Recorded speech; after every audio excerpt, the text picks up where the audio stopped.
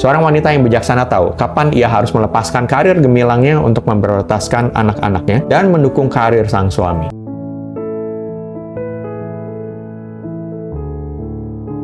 Dalam episode sebelumnya, kita sudah membahas 8 hal yang dibutuhkan dari pria agar memiliki pernikahan yang bahagia. Nah, bagaimana dengan wanita? Apa yang dibutuhkan dari para istri agar pernikahan mereka bahagia? Berikut ini adalah 8 hal yang dibutuhkan dari para wanita tersebut. Nomor 1, bijaksana dalam keuangan. Kalau suami adalah orang yang diharapkan bisa memberikan kecukupan secara finansial, bagaimana menggunakannya juga gak kalah pentingnya. Karena kecukupan sesungguhnya adalah keseimbangan antara keinginan dengan penghasilan. Wanita jelas membutuhkan lebih banyak uang dibandingkan dengan pria. Itu bukanlah suatu perdebatan lagi. Wanita butuh biaya untuk merawat diri. Sebenarnya ini kan agar menarik di mata suami kan. Membutuhkan biaya kesehatan lebih banyak. Misalnya untuk masalah haid, kehamilan, kelahiran, pasca kelahiran, dan lain-lain. Istri membutuhkan biaya lebih banyak untuk outfit mereka. Termasuk jumlah dan jenis outfit yang dibutuhkan. Masalahnya, semua yang dibutuhkan itu tersedia dalam range harga yang sangat bervariasi. Mulai dari kelas kambing sampai kelas sultan. Ya boleh-boleh aja sih mengenakan kosmetik dan outfit kelas sultan. Kalau penghasilan kita memang berada di kelas tersebut. Namun jadi bahaya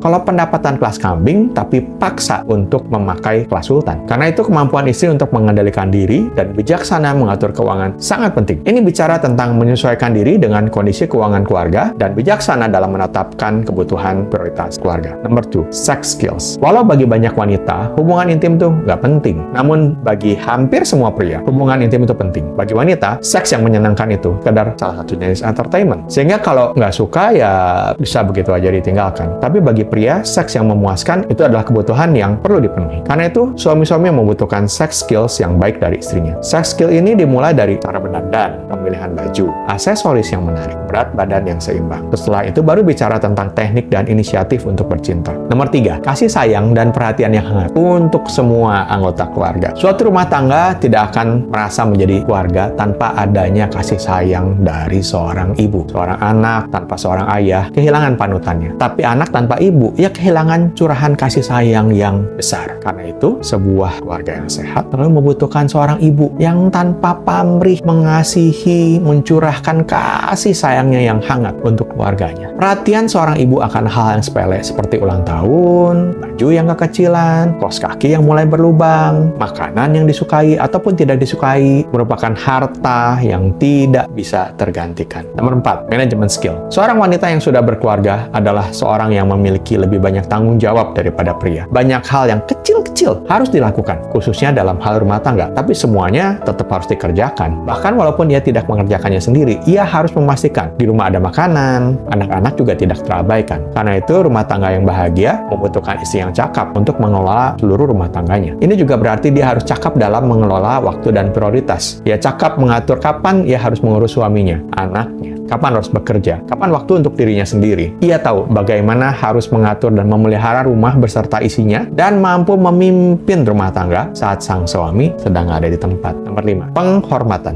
Dikagumi adalah kebutuhan emosional pria loh. Ini berarti suami membutuhkan penghormatan dari wanita. Tidak ada pernikahan yang sehat waktu istri mulai nyinyir sang suami, apalagi menghina dan merendahkannya. Terkadang ini dilakukan dengan cara mengkuliahi suami, sering memotong perkataan suami, menertawakan pemikiran dan keputusan sang suami. Tidak ada orang yang akan bertumbuh dengan hinaan. Hinaan selalu berujung pada sakit hati dan pertikaian. Tujuan apapun yang diinginkan istri dengan menghina tidak akan memberikan hasil yang sepadan. Karena kerelaan untuk dipimpin. Pepatah Tiongkok kuno mengatakan, dalam sebuah gunung nggak bisa ada 2 harimau. Ini berlaku dalam sebuah rumah tangga. Karena pria secara natural adalah seorang pemimpin keluarga, maka dibutuhkan kerelaan dari wanita untuk dipimpin. Kegagalan dalam hal ini seringkali membuahkan power struggle di dalam suatu rumah tangga. Dan kedamaian dalam keluarga menjadi sesuatu yang mahal. Saya menyadari nggak semua keluarga ideal. Kadang ada suami-suami yang tidak berfungsi sehingga keluarga tidak dipimpin dengan baik. Dalam hal ini, kadangkala istri terpaksa untuk menjadi pemimpin yang bijaksana dan menyelamatkan keluarganya. Dalam kasus-kasus seperti ini, memang kepemimpinan sang istri dibutuhkan. Ingat, istri adalah penolong dan backup dari suami. Sehingga ia memang harus bisa menggantikan tugas sang suami jika dibutuhkan. Namun bukan berarti sang istri boleh merendahkan suaminya. Nomor 7, pengorbanan. Pengorbanan yang dibutuhkan dari seorang istri dimulai dari kesediaannya untuk mengerjakan pekerjaan rumah tangga dan mengurus anak lebih banyak daripada suaminya. Tentu saja, seorang istri boleh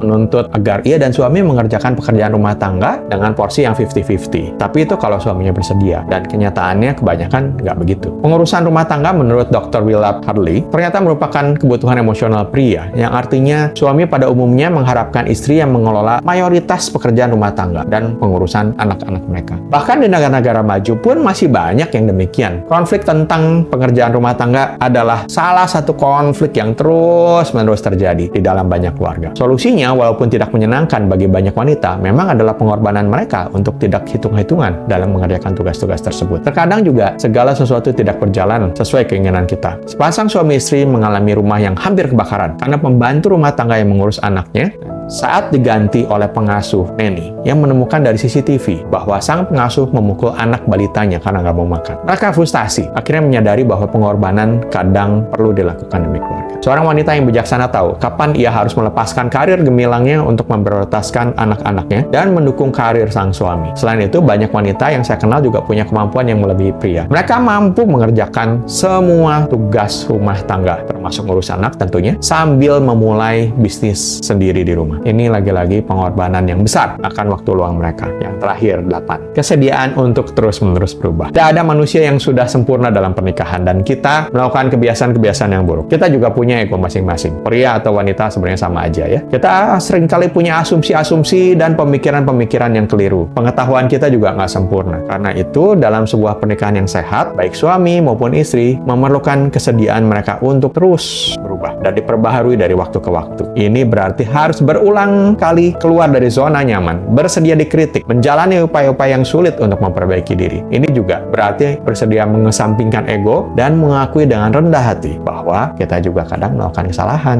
Kesediaan untuk terus berubah ini memberikan suatu kepastian bahwa sesulit apapun hubungan ini, pernikahan ini, kita akan bisa jalani dan atasi bersama-sama. Karena bukan saja kamu yang berubah, aku juga berubah menjadi lebih baik. Teruslah berjuang dalam upaya meraih pernikahan yang hebat. The Great Marriage.